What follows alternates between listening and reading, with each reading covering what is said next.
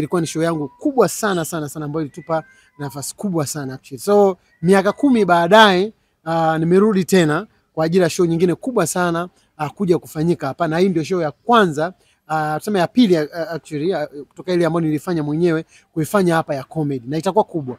Tuna vizazi vikubwa vizuri vya comedian ambao wametokea sasa hivi, ambao na wenyewe pia tutawaleta, tutaungana pamoja nao kwa ajili ya siku hiyo kubwa ambayo inakuja. Lakini uwepo wangu hapa actually kuna vitu ambavyo nimeviona ambavyo mimi kama balozi wa Tanzania, kama mtu wa Tanzania actually, na yenyewe pia najaribu kuwaeleza. Umeona katika ukubwa vitu ambavyo najivunia. Cha kwanza ni kwa miradi mikubwa na mizuri ambayo inafanyika hapa Geita ama kanda ya Ziwa.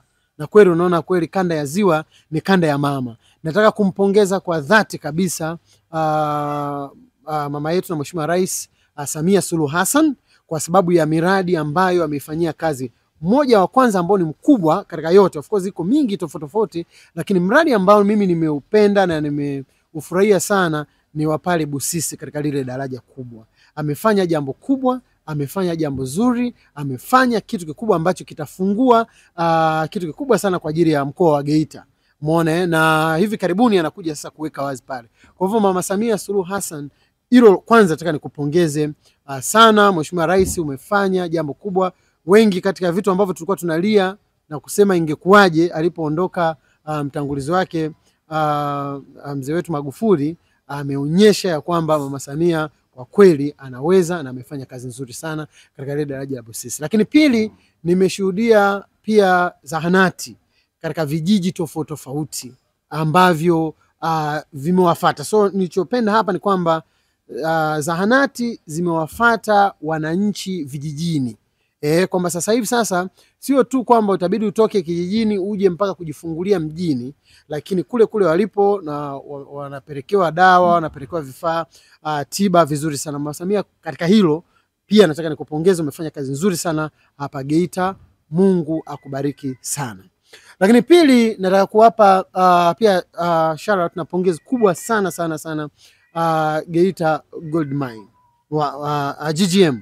GGM wametuvisha nguo wana Geita actually, naweza nikasema hivyo, au wa Tanzania sana katika sehemu ambayo mimi nipo, kwa sababu mimi ni mwalimu. Unajua mimi professional ni mwalimu kabisa wa sekondari. Kwa hivyo kitu ambacho nimependa sana ambacho GGM wamekifanya kwenye CSR, unaona nitasema CCM, kwenye CSR, jinsi ambavyo wanaihudumia jamii, wanarudisha kwa jamii, wanafanya kwa ustawi wa jamii, wanafanya katika kwa miradi ambayo wananchi waliopo katika maeneo hayo ambao wenyewe hata kama hawawezi kwenda na kuingia kwenye machimbo, lakini wanapata faida. Nimefurahi kwa sababu wamewekeza katika afya na vitu vingine, lakini nimependa sana kwenye elimu. Kwenye elimu wameweza kujenga mabweni. Nimefurahishwa sana pia kwa sababu sasa hivi wanafunzi hawawezi kutembea mwendo mrefu, au hawawezi kuwa wako watoto wengi katika shule moja. Katika shule tofauti ambazo CSR wamefanya vizuri sana, katika shule ya Mgusu sekondari, umeona na hizo ni moja kati ya shule ambazo wameweka hela yao yote na wakasimamia katika kila kitu, karibu kila kitu. Umefanya vizuri sana.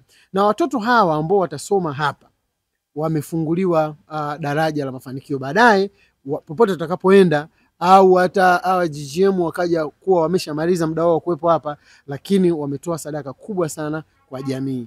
Nimeshuhudia sehemu tofauti wakiwa wametoa ajira kwa ukubwa, wakiwa wametoa na kufanikisha jamii vizuri, na bado wanaendelea kufanya hivyo.